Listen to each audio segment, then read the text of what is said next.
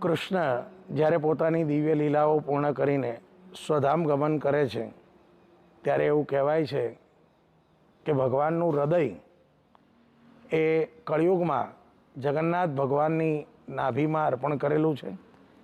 એટલે કૃષ્ણ આજે પણ જગન્નાથપુરીમાં સાક્ષાત પ્રભુ હાજર છે.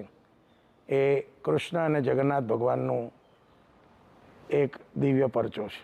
ભગવાન કૃષ્ણનું જ્યારે નામકરણ નહોતું થયું એ પહેલાં જશોદાજી ભગવાનને નીલમણિ કહીને બોલાવતા હતા.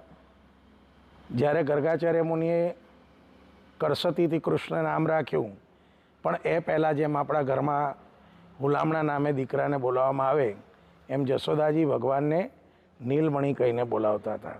અને જગન્નાથજી ભગવાનનું પણ પૂર્વકથામાં નીલ માધવ સ્વરૂપે જ ભગવાન નીલાચલ પર્વતમાં બિરાજમાન હતા અને ઇન્દ્રધૂમ્ન રાજાની ભક્તિને પ્રસન્ન થઈને ભગવાન જગન્નાથજી સ્વરૂપે જગન્નાથપુરીમાં બિરાજમાન છે.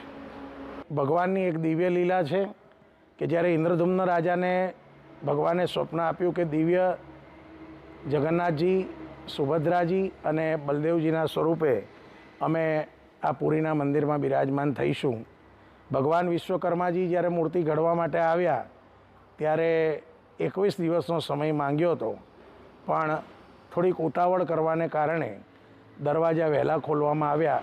ત્યારે ભગવાન જગન્નાથજીના 2 હાથ, બળદેવજીના 2 હાથ રહ્યા, પણ સુભદ્રાજીનું સ્વરૂપ પણ અપૂર્ણ રહ્યું. અને ત્યાં જ ભગવાને ઇન્દ્રધૂમ્ન રાજાને જાણે સંકેત આપ્યો કે મારું આવું જ સ્વરૂપ અહીંયા બિરાજમાન કરવાનું છે.